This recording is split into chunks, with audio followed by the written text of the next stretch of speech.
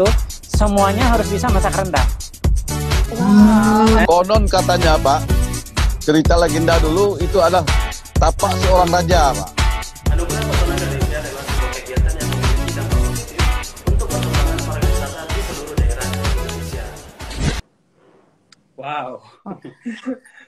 Aku mau tanya nih, kalau misalnya ada wisatawan atau kita nih misalnya Kak Riko, kita mau mau datang ke sana untuk lihat proses pembuatan sagu yang berbasis adat itu, apakah ada waktu-waktu tertentu gitu Pak? Dan apakah ada ritual-ritual yang mungkin di sana dilakukan? Terus misalnya apakah kita juga ada do or don'ts-nya gitu? Ya, dengan senang hati. Kebetulan kami dengan Bapak Kepala Dinas Pariwisata Kota Ambon memang membicarakan banyak hal terkait dalam pengembangan program-program wisata. Baru saja kami sepakati adanya program saat ini pariwisata yang bersifat cruise liner ya, begitu Bapak Kepala Dinas, antara berbagai macam pulau di Indonesia Timur ini sampai dengan Batam yang mereka akan menghampiri Kota Ambon. Nah, Sel Indonesia namanya. Nah, sehingga salah satu destinasi di pada saat mereka berada di Kota Ambon adalah untuk menikmati ekowisata sagu tersebut yang berbasis adat tadi. Sehingga kita pun juga mempersiapkan satu acara pada saat penyambutannya secara tradisional, secara adat istiadat kita akan kita laksanakan.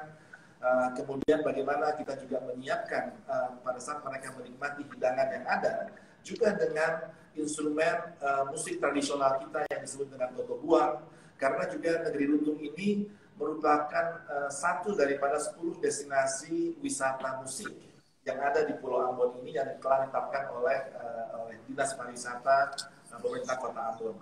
Nah, ini merupakan bagian daripada salah satu contoh bagaimana wisatawan itu bisa kita sambut, dan kemudian bagaimana mereka pun juga bisa melihat prosesi pembuatan sagu itu secara tradisional, dan bagaimana mereka pun juga bisa kita antar memasuki hutan-hutan sagu yang ada, yang berada di sekitar pantai, dan di sana pun kita bisa menceritakan situs-situs sejarah daripada negeri Lutung pada saat mereka berjalan di dalam setiap lokasi-lokasi yang ada di dalam negeri Lutung. Dan itu ada beberapa situs-situs lain yang sangat menarik.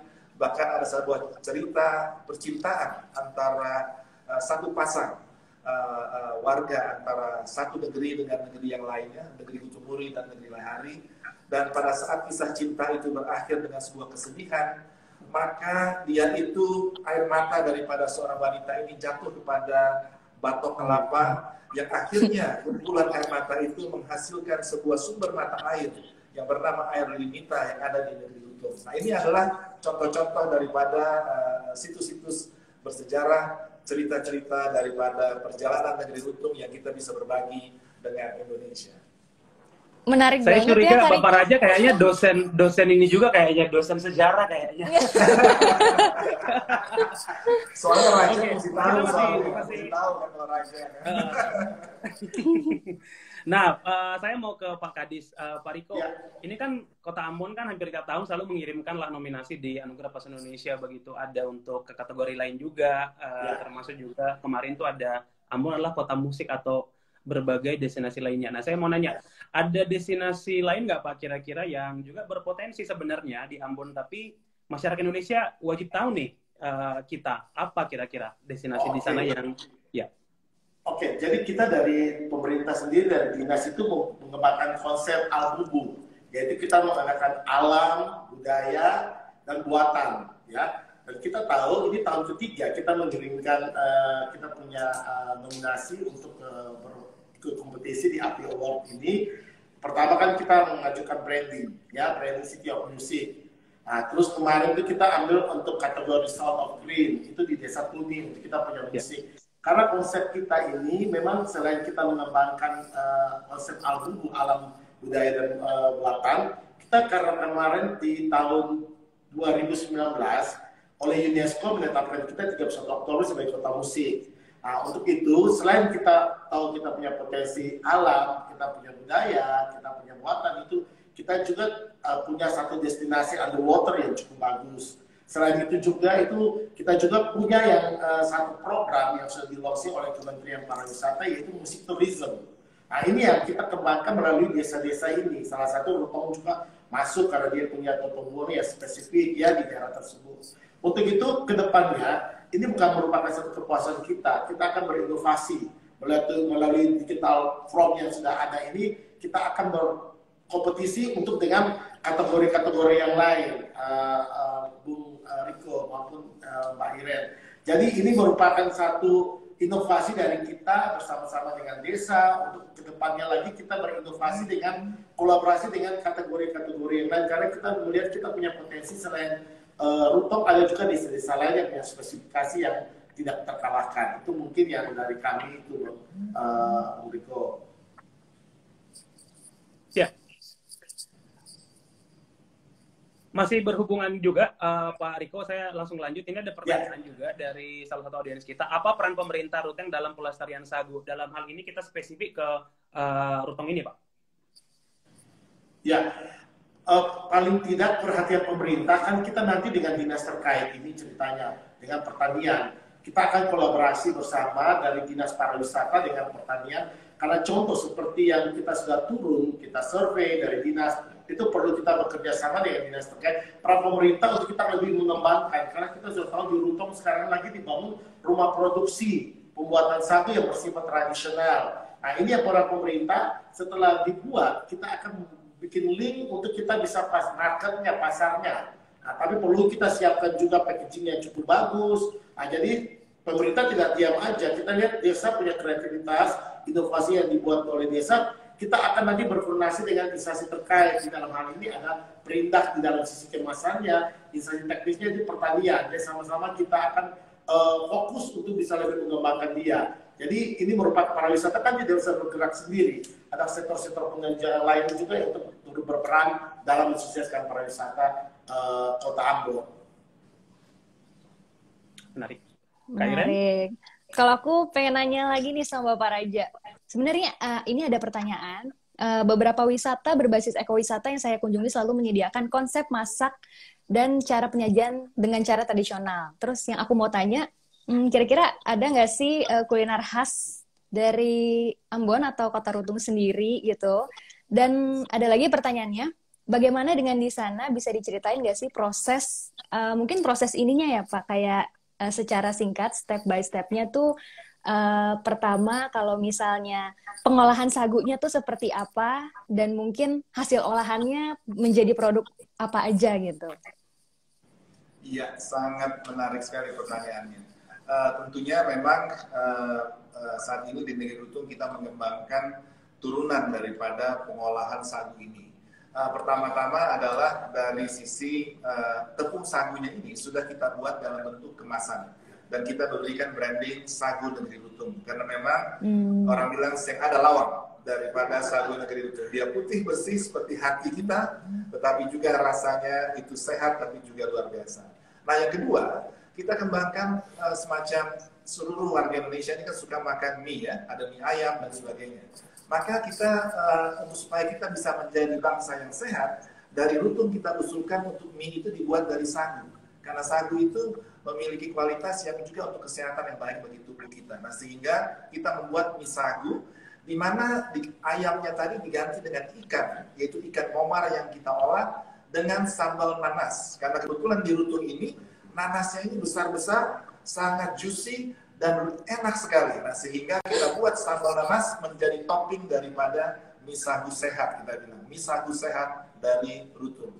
Nah, yang berikutnya juga adalah pada saat sahabat saya yang ada di Kota Ambon ini juga melihat bahwa bagaimana perbedaan nyata daripada sagu Rutongnya, mereka pun juga mengembangkan sagu ini menjadi semacam kayak cheese steak begitu. Jadi kayak chips begitu dari sagu yang hari ini berada dalam setiap hotel-hotel yang ada di Pulau Ambon, dan harapannya nanti melalui program digitisasi daripada Kota Ambon ya, itu juga bisa dijual melalui marketplace yang ada di Kota Ambon itu sendiri. Nah ini kemudian kita ada misalnya kue-kue yang berasal dari sagu yang juga dikembangkan oleh industri kecil menengah kita. Itu juga merupakan produk-produk yang dari sagu yang bisa juga nanti dinikmati oleh seluruh masyarakat Indonesia. Wah, menarik banget ya. Aku Komplit. sempat lihat videonya itu ada pembuatan mie, itu hasil mie-nya itu ya Pak ya? Iya. Mie sagu itu. Iya, betul, betul. Jadi itu kita ada video yang terkait prosesi pemotongan sagunya secara tradisional, Ya. bagaimana dibelah, kemudian bagaimana keras putihnya itu dikerok begitu sampai Ya. dia diramas dengan air, diproses sampai dikeringkan, nah sehingga bisa kita nikmati sebagai bahan dasar tepung sagu yang bisa dijadikan papeda. Nah, mungkin belum pernah makan papeda ya? Nah, itu Udah. dulu. Oh, udah, Sekali. sudah. Mirip. Nah, tinggal Nah, nanti makan dari ikan apa saus kuningnya. Betul, Ciri khas saus dari kuning, Rutung juga ya dengan Betul. kenari untuk kita makan. Itu Ya, juga betul. salah satu hidangan yang nanti bisa dinikmati. Jadi Jika memang nanti ada- pas ada- makan ada papedanya ini, bisa minum ada- jus Tommy dan white Tommy Ya. dan Bapak Raja, ini masih lanjut, masih berhubungan dengan yang tadi ada yang bertanya juga nih audiens kita, Sylvester Kabelen. Kabeban. Sagu yang udah diolah jadi panganan lokal, terutama tadi mungkin yang jadi mie atau apa Tik seperti ya. itu. Berapa lama kira-kira Pak ininya bertahannya? Apakah ini kan nggak ada mengandung pengawet Pengawet ya. begitu, sangat natural begitu. Apakah harus langsung dimakan, harus diolah atau bagaimana? Ya, kalau tepung sagunya ini memang karena ini memiliki sebuah ketahanan yang secara alamiah ya. Jadi minimal yang kita melihat adalah dari kemasan yang sudah kita buat seperti ini 6 bulan itu 3 sampai 6 bulan adalah merupakan waktu yang sangat aman untuk kita konsumsikan. Oleh sebab itu kita juga jual dalam paket 1 kiloan sehingga lebih memudahkan bagi masyarakat di dalam mengkonsumsinya.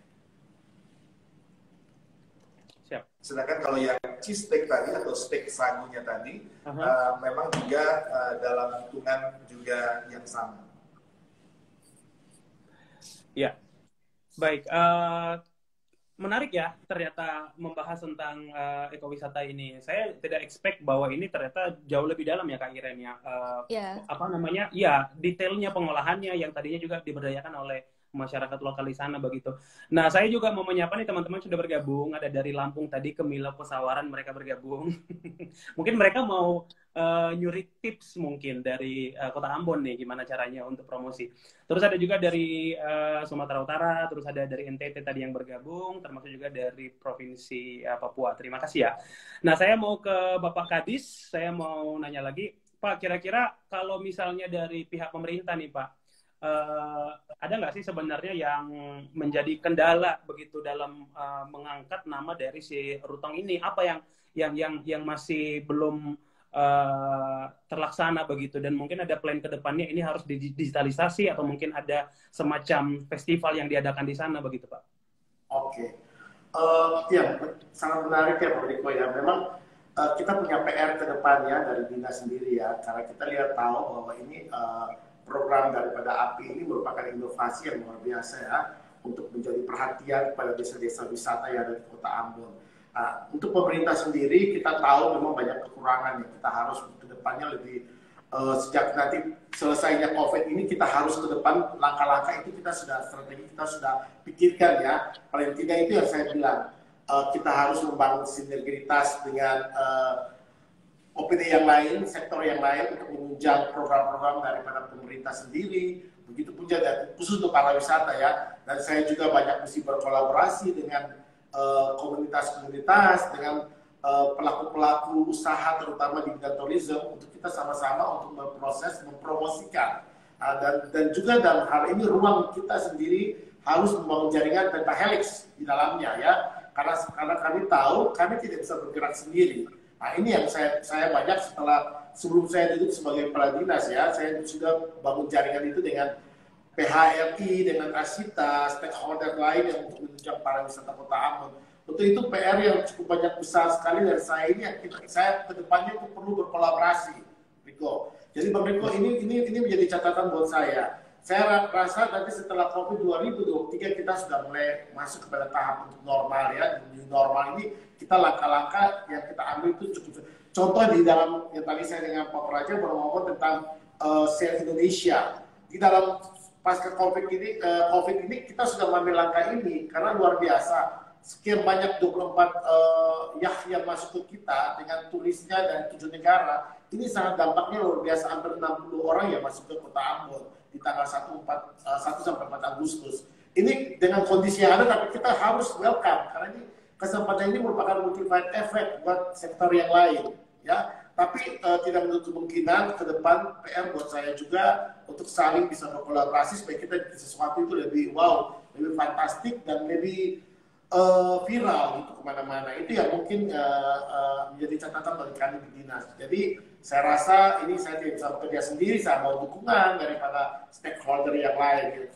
Istilahnya pentahelix yang tadi saya ngomong itu, di dalamnya ada masyarakat, akademisi, ada media, bersama-sama kita membangun pariwisata Kota Ambon. Ya, beberapa tahun lalu sebenarnya, ada 2-3 tahun lalu kita juga sempat mampir ke ini Pak, ke Jayapura, dan di sana juga ada pengolahan sagu di Pangkur, dan itu memang dilakukan oleh warga lokal di sana, yang pada akhirnya itu memang menjadi sebuah destinasi beneran. Jadi kalau misalnya ada dari Kota Jayapura, turis-turis yang mau melihat langsung pengolahannya, memang ada paket khusus dibawa di sana karena memang harus melalui jalur air di Danau Sentani.